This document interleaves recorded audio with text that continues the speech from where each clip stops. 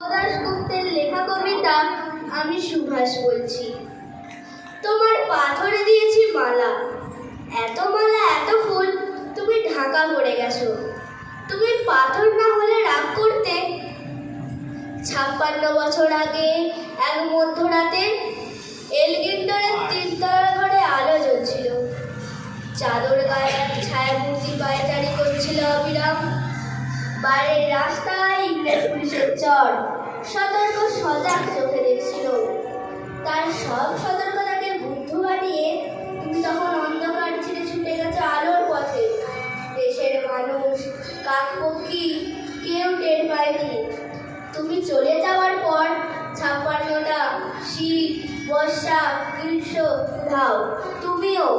সেই থেকে প্রত্যেক জানুয়ারিতে পৃথিবীর এপাড়া ওপাড়া সমস্ত পাড়ায় তোমার অনশ্বর পায়ের ছাপ। সব রায় ফেলে তোমার বুকের বারুদ, সব কুচকাওয়াজে তোমার স্বপ্নের ছন্দ। পরশ পাথরের মতো স্বাধীনতাতে খুঁজেছে তোমার অন্তরে লুকিয়ে থাকা খেপা।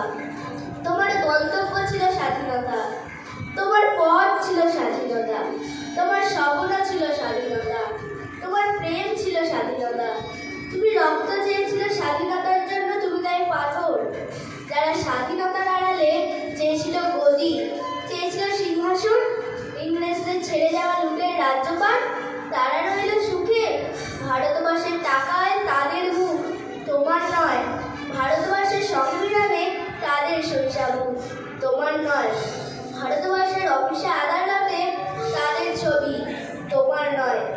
ইংরেজ গরিব মানুষকে পায়ের নিচে রাখত, আমরা বড় লোকেদের মাথায় করে রেখেছি।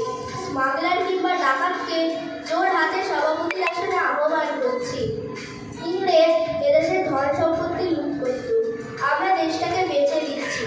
ইংরেজ দিয়েছে চাবুক, লাঠি, গুলি, আমরা দিয়েছি মস্তান, মাফিয়া, নেতা আর গুলি।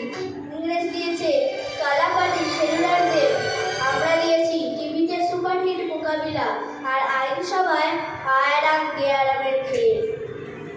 56 বছর আগে এক মধ্যরাতে পরাধীন এই দেশ ছেড়ে তুমি চলে গিয়েছিলে স্বাধীন এক স্বদেশে ফিরে আসার স্বপ্ন নিয়ে।